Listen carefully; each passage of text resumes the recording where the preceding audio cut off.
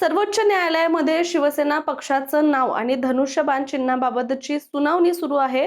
2023 मध्ये निवडणूक आयोगाने शिवसेना पक्षाचं नाव आणि धनुष्यबाण चिन्ह एकनाथ शिंदे यांच्या गटाला दिलं होतं. मात्र उद्धव ठाकरे गटाने आयोगाच्या या निर्णयाला सर्वोच्च न्यायालयामध्ये आव्हान दिलं.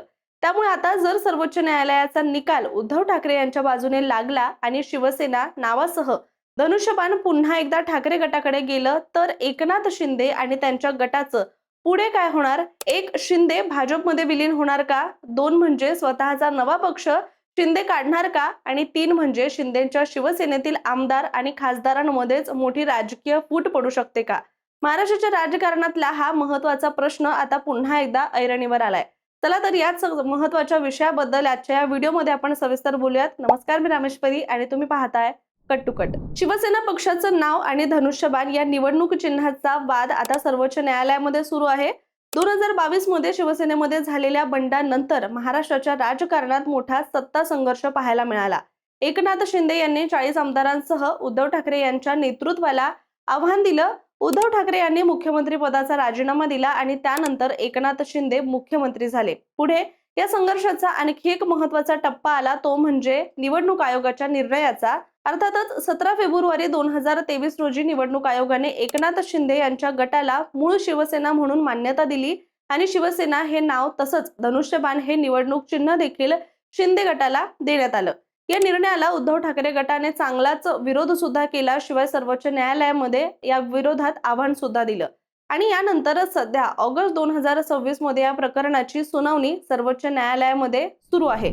उद्धव ठाकरे गटाच्या वतीनं ज्येष्ठ वकील कपिल सिब्बल हे युक्तिवाद करतायत. मात्र या प्रकरणात अजून अंतिम निकाल हा झालेला नाहीये. शिवाय शिंदे गटाची संपूर्ण बाजू देखील अद्याप मांडली गेलेली नाहीये. त्यामुळे उद्धव ठाकरे गटाला शिवसेना नाव आणि धनुष्यबाण पुन्हा मिळणार अशा काहीशा चर्चा ज्या आहेत त्या सोशल मीडियावर सुरू झाल्याचं सुद्धा पाहायला मिळतंय.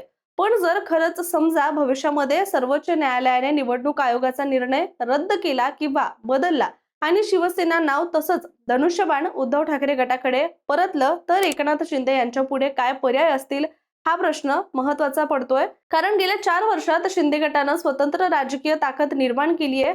मात्र त्या ताकदीची सार्वजनिक ओळख मोठ्या प्रमाणावर शिवसेना या नावाशी आणि धनुष्यबाण या चिन्हाशी जोडलेली गेली आहे. अशा परिस्थितीमध्ये सर्वात पहिला पर्याय जो असेल तो म्हणजे नवीन पक्ष स्थापन करणे. शिंदे गटाला नवीन नावाने पक्षाची नोंदणी करून स्वतंत्र राजकीय वाटचाल करता येऊ शकते.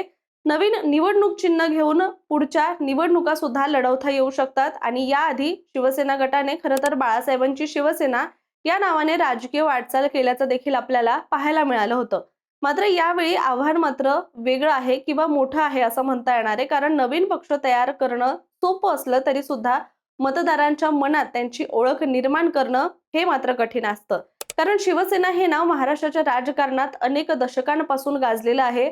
धनुष्यबाण हे चिन्ह सुद्धा मतदारांच्या मनामध्ये आज रुजलेलं आहे. त्यामुळे अचानक नाव आणि चिन्ह बदलल्यास कार्यकर्ते आणि मतदारांमध्ये संभ्रम मोठ्या प्रमाणात निर्माण होण्याची सुद्धा शक्यता आहे. विशेषतः ज्या मतदारांना शिवसेना आणि धनुष्यबाण याची सवय आहे त्यांच्यापर्यंत नवीन पक्षाची ओळख पोहोचवणं, त्यांच्या मनावर ते बिंबवणं हे शिंदे गटासाठी सगळ्यात मोठं आव्हान ठरू शकतोय आणि ही त्यांच्यासाठी मोठी परीक्षा सुद्धा असेल. पण शिंदे गटाची जमेची बाजू म्हणजे त्यांच्याकडे केवळ पक्षाचं नाव आणि चिन्ह नाही तर त्यांच्याकडे आमदार, खासदार, स्थानिक पदाधिकारी आणि कार्यकर्त्यांचं नेटवर्क सुद्धा आहे. गेल्या काही वर्षात अनेक मतदारसंघांमध्ये स्वतंत्र संघटना सुद्धा उभी करण्यात आली आहे. आता दुसरा आणि सर्वाधिक चर्चेत असलेला पर्याय म्हणजे भाजपमध्ये विलीनीकरण होऊ शकतं का याची. सध्या भाजप आणि शिंदे यांची शिवसेना हे महायुतीमधील स्वतंत्र पक्ष आहेत.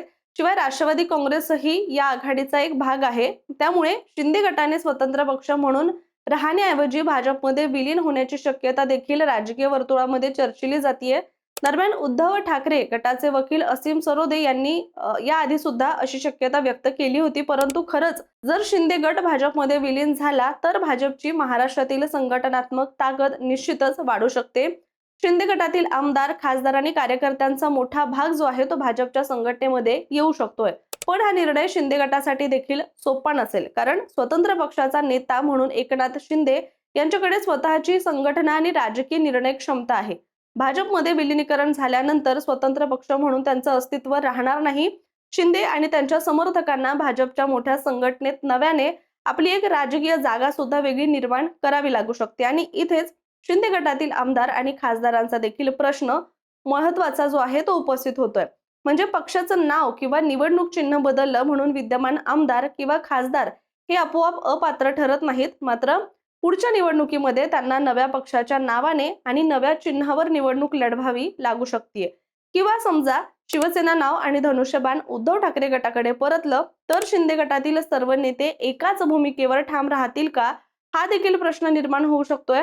म्हणजे काही नेत्यांना भाजपमध्ये जाणं अधिक सुरक्षित वाटू शकतं, काही जण शिंदेसोबत नवीन पक्षात राहू शकतात, तर काही नेते आपल्या स्थानिक राजकीय परिस्थितीनुसार वेगळा निर्णय सुद्धा घेऊ शकतात। दुसरीकडे शिवसेनेशी अनेक लोक जे आहेत ते भावनिकरित्या सुद्धा जोडलेले आहेत। शिवसेना हे नाव महाराष्ट्राच्या राजकारणात केवळ एका पक्षाचं नाव म्हणून त्याकडे पाहिलं जात नाही, तर या नावाशी बाळासाहेब ठाकरे, हिंदुत्व, मराठी अस्मिता आणि अनेक दशकांचा राजकीय इतिहास हा सुद्धा त्याकडे बघण्याचा एक दृष्टिकोन आहे। धनुष्यबाण हे त्याच राजकीय वारसाचं सुद्धा प्रतीक मानलं जातं।